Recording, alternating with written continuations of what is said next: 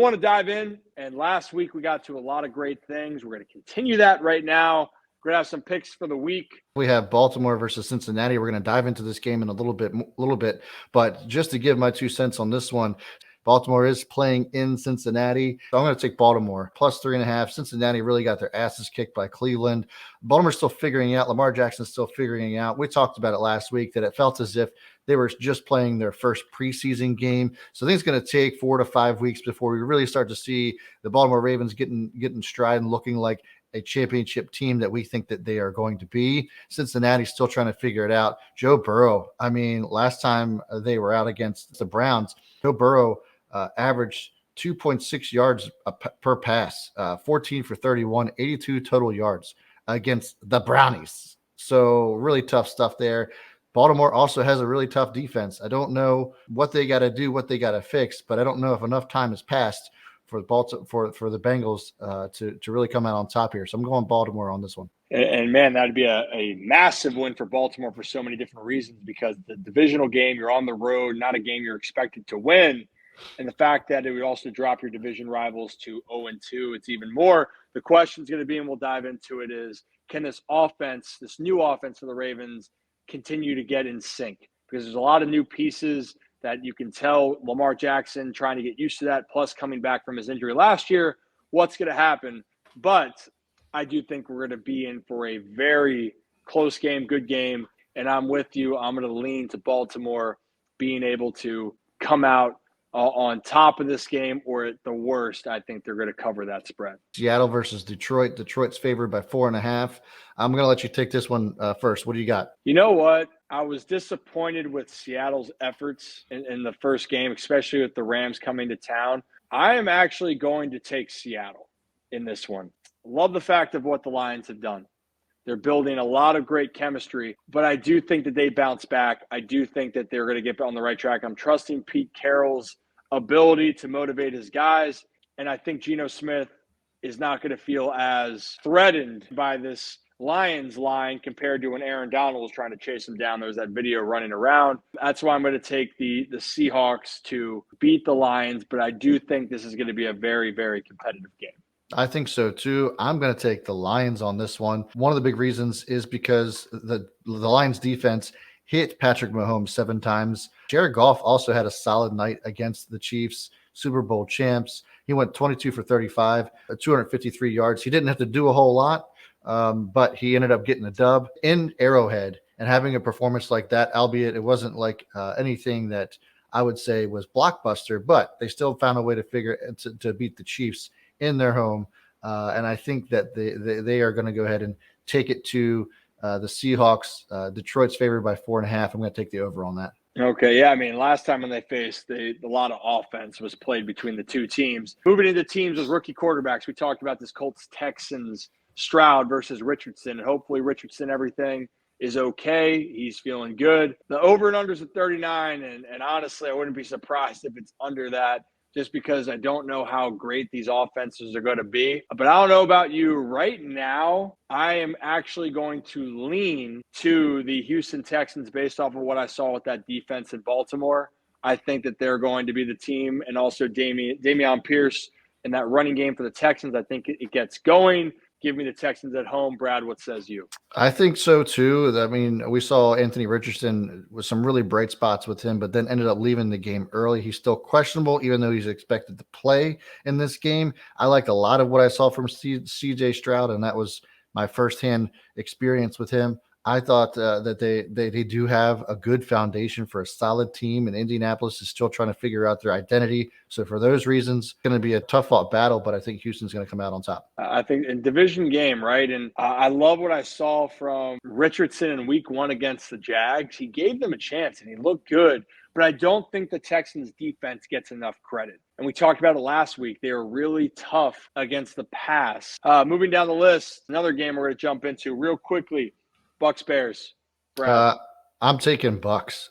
For the Buccaneers to go into Minnesota, tough place to play. They are favored. Like you said, we're going to be talking about this one, but Baker Mayfield didn't look half bad. The defense also played pretty solidly as well. I'm taking Tampa Bay -2.5. I'm with you. I want the Bears to do well. I really, really do. And I hope there's a big turnaround but I'm just going to give it to a team that has a little bit more continuity, a little bit more of an understanding. Give me the Bucs at home, and if I'm wrong, great. But the Bears, to me, have to prove that they're going to take this next step. Nothing in that first game made me feel any better about their situation. The Chargers and Tennessee. It's going to be a close game too. Tennessee, that's actually the underdogs here.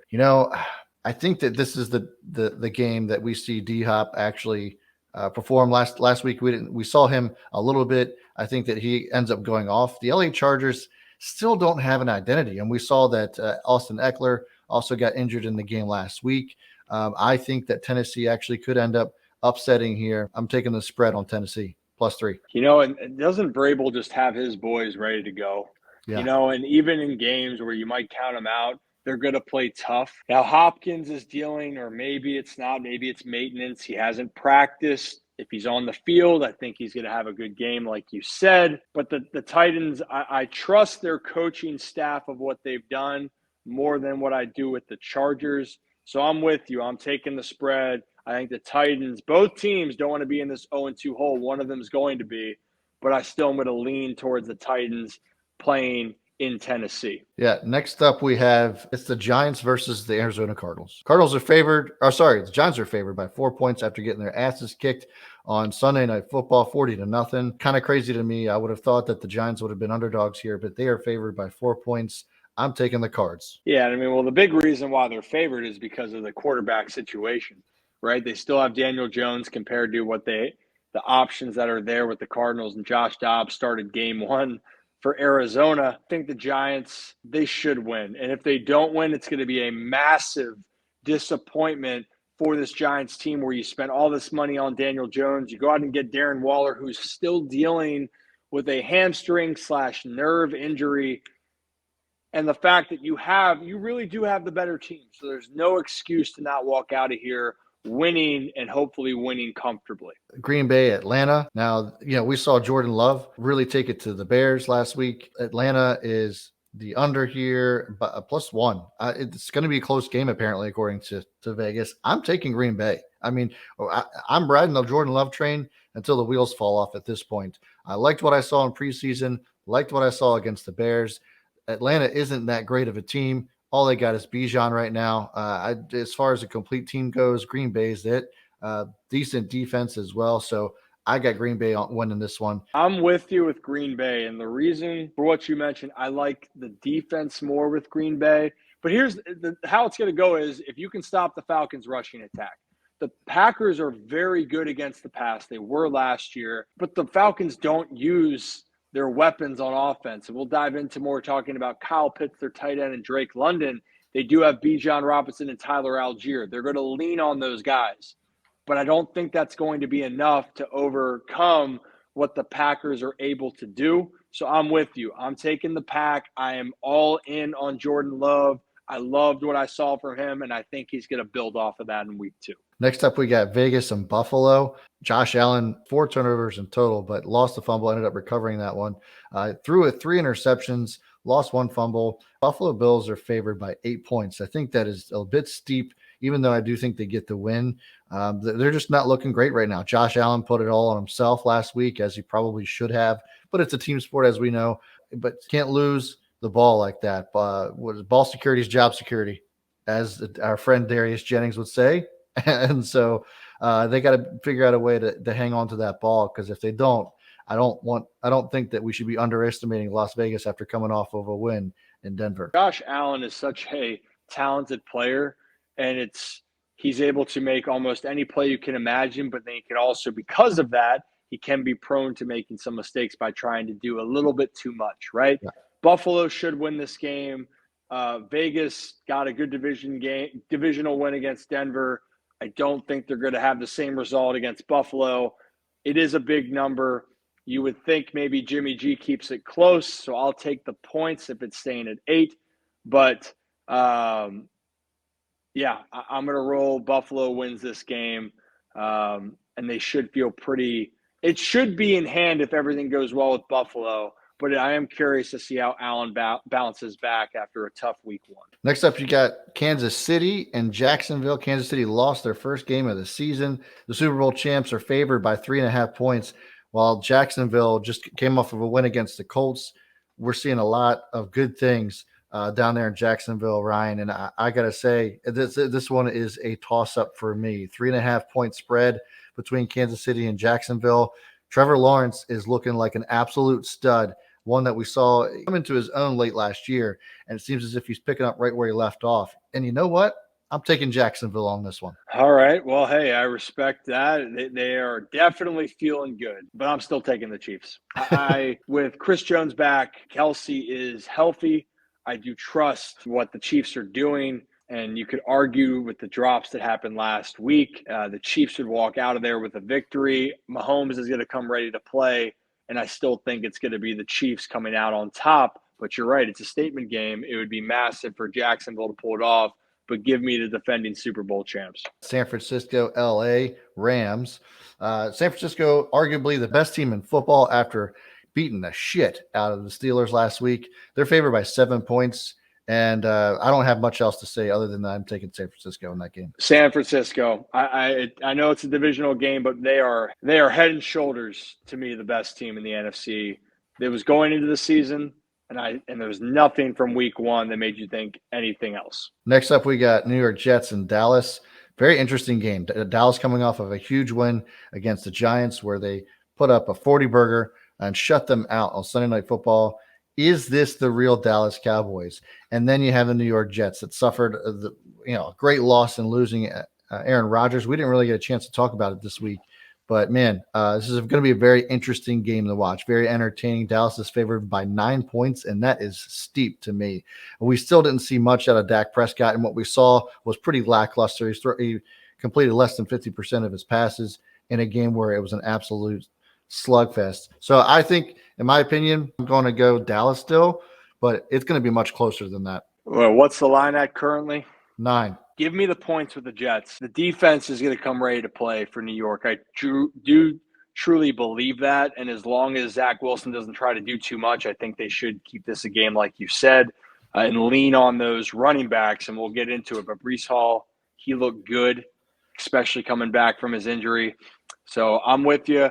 I think the Cowboys should win the game, but the Jets are going to make this a very interesting one because their defense is very, very dominant. Then you got a game that nobody cares about unless you're a Washington or a Denver fan. It's Washington versus Denver. Denver's got favored by 3.5 points. I'm actually going to take the Commanders on this one. Denver just still doesn't look like they have it together. Sean Payton, obviously legendary coach, but I just don't think all the pieces are there. And Washington, I really just like Sam Howell. I liked what I saw from him last week too, even though they ended up losing the game.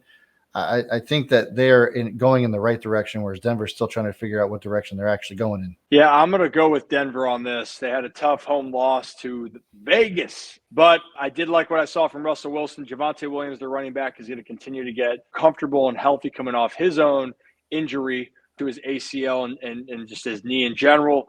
Give me the Broncos. It'll be interesting. This is going to be Sam Howell's true road test for him. And I'm curious how that's going to be, especially playing at altitude. Denver has a good defense. Give me Denver at home. Pats and Dolphins. Let's do it. So Pats and Dolphins, that was a great game for both those teams, actually. Pats almost pulled the upset over the Eagles. Dolphins go out and win a very entertaining game against the Chargers. And you know what? I feel that I'm going to trust Bill Belichick. Give me the Patriots to cover. And actually, I'm actually going to go with money line. Pats win the game in New England. I think Mac Jones plays well, and I think Belichick finds enough to stop Tyreek Hill and the explosive offense led by Tua. That's a ballsy pick, but I'm going with you on this. Yeah, baby. It is.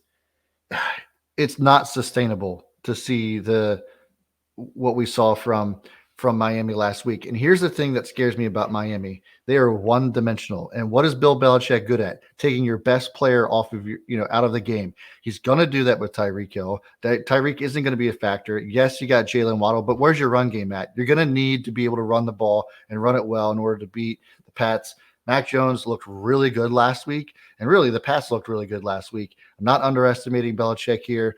I think, not saying dynasty here or anything like that. It's way too early to make those calls, but Belichick looks like he's building another legit squad, and I'm really liking what I'm seeing from them. So I'm taking New England on this one as well. Boom, baby. I'm with you. And you know what? Let's just do these both all together here. Saints, Panthers, Browns, Steelers are the Monday night games. I know I'm usually a gentleman, but I'm just going to go first here, Brad. I still like what the Saints are doing they had the veteran leadership. I like Bryce Young moving forward with his career. Just a lot to ask. Give me the Saints. Now, as far as Steelers Browns, this is a head scratcher for me, but we talked about this, Brad. Cleveland has a tough time facing Pittsburgh, just like the Bengals don't like facing Cleveland. Yeah. I think Pittsburgh bounces back at home. Give me Pittsburgh in that scenario. You know, what I saw out of Cleveland's defense last week really had me surprised at what was going on. And there were some interesting playmakers there in the trenches on offense as well, just based off of what we saw from their gameplay. You know, it was an off game for the Bengals. I'm taking Pittsburgh as well, just because they are the they are playing at home. As far as New Orleans, Carolina is concerned, I'm taking New Orleans as well. It wouldn't surprise me if the Saints ended up just sweeping this division. I'm taking the Saints. Well, and there you have it.